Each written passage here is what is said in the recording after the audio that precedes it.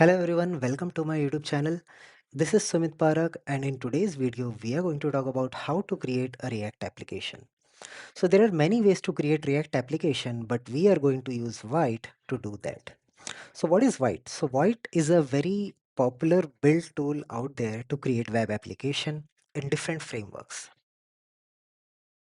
It provides different templates for different kind of frameworks such as Vue.js, React, Svelte, Solid, and so on. And we can even write custom plugin for any other framework as well.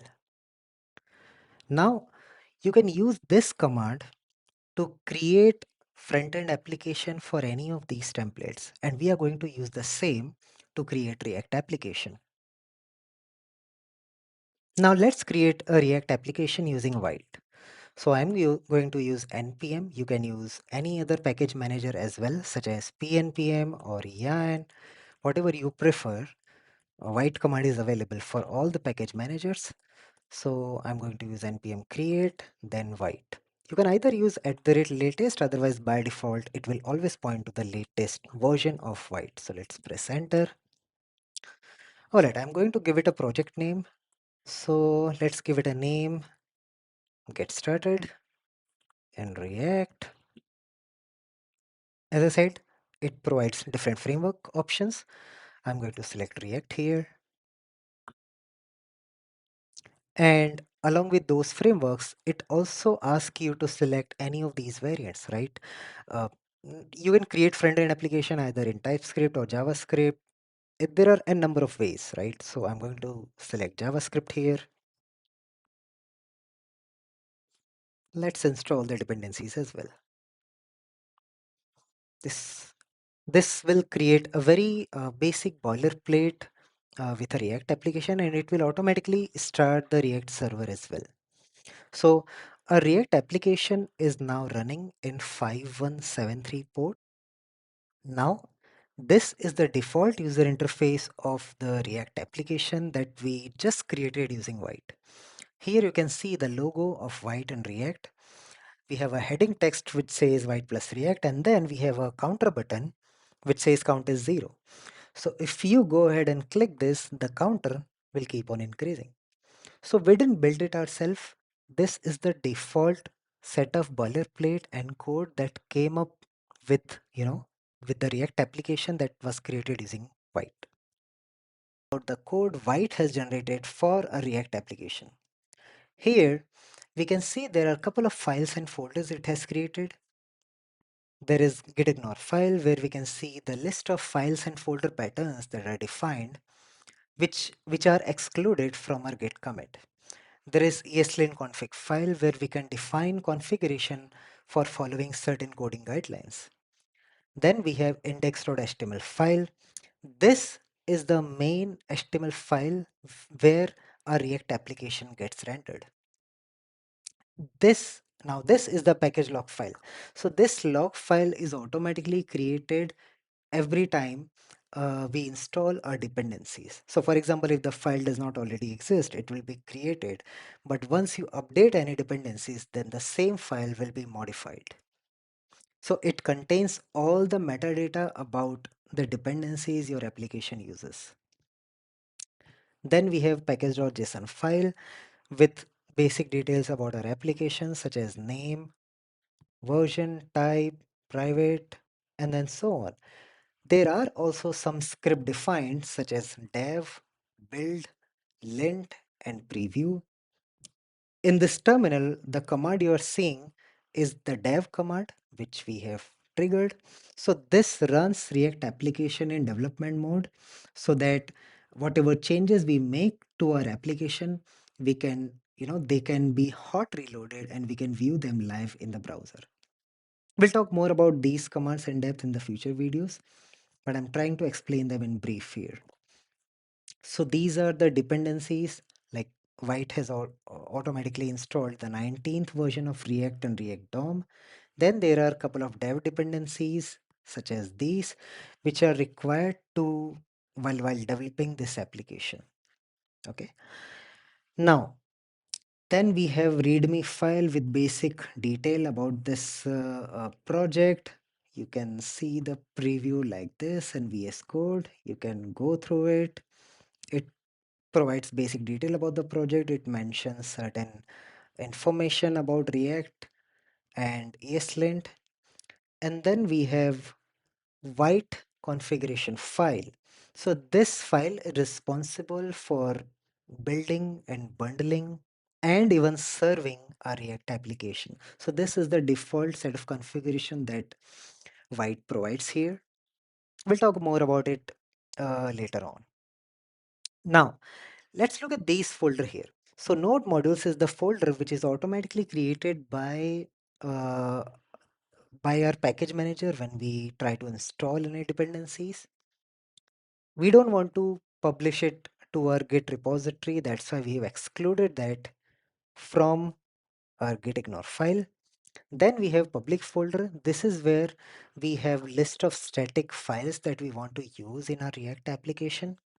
You can, I mean, currently there is only this SVG file, but you can add more files here if needed. Then we have SRC folder. So this is the main source directory of our React application, where, as you can see, there is already some React components defined. There is already some uh, uh, style sheet files are there. So let's look at them one by one. So if you look at this main.jsx file, this is like the entry level React component. I would not call it component, but entry level file, uh, which is used to render the main component of your application to the DOM, right? So this is where everything starts, right? So as you can see, we are using this create root method, and then we are getting the element of ID root, and then rendering our app's main component in this element, right? So where exactly is this element defined? It is defined in the index.html. Now let's look at app.jsx. So this is the main file here. As you can see, we have a functional component. There is a couple of elements here, like as we have already seen. Here is the white logo, then we have React logo, then this header text, and so on. Then we have this counter button along with its, counting implementation here that we can see here. This is all the default boilerplate that comes with White and React.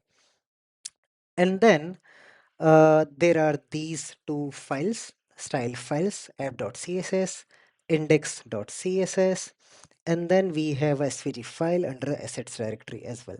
So I mean, you can define them under assets directory as well, or you can also define them in the public directory as well, right? So basically, if you are defining any static file under assets directory, they are bundled with JavaScript files. But if you're defining it under public directory, they are like bundled and they will be displayed under public directory in the build folder. I'll talk more about the how build works and how you can, view the build files, how you can deploy it in my upcoming videos. But this is how a basic React application looks like. Okay, so currently this React app is running in dev mode, and as I said, in dev mode, whatever changes we make to a React application gets hot reloaded instantly in the browser. So currently this looks like this, but let me make any change here. Let me just replace this with hello world, and see, I didn't need to manually reload the page. It was just automatically updated because of hot reloading. Now hot reloading itself is a little bit complex topic, and we'll talk about it in the upcoming videos for sure. So let's remove these unused files. Let's remove these unnecessary imports. Let's remove these as well.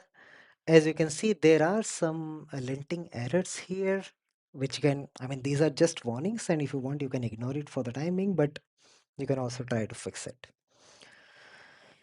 All right. Now, since we saw how we can modify this React component and render it here, you can also modify this index.html. Let's say you don't want to render the application under root element, under the element of root ID, you can mention a different ID here. Now I have changed this ID from root to main. Now let's look at the response. We don't see hello world anymore. It's because we also need to update this as well from root to main. Now we can see the response here, but instead of being rendered at the center like before, it is now rendering in the left center side. Okay, so it's probably because there is some kind of styling which was depending on the root ID of element. Okay, so let's, here we can see that there is this hash root defined which gets applied to the element of root ID. So let's change this from root to main, and then we'll be able to see the styling has fixed. All right. So this is how you can create a basic React application. This is how the folder structure and the files look like and the basic component looks like. In the upcoming videos, we'll talk more about React components, what are the different type of components React provides, how to use them, and so on. If you like this video, please subscribe to this and share it with your friends. And please also switch on the notification. Thank you so much.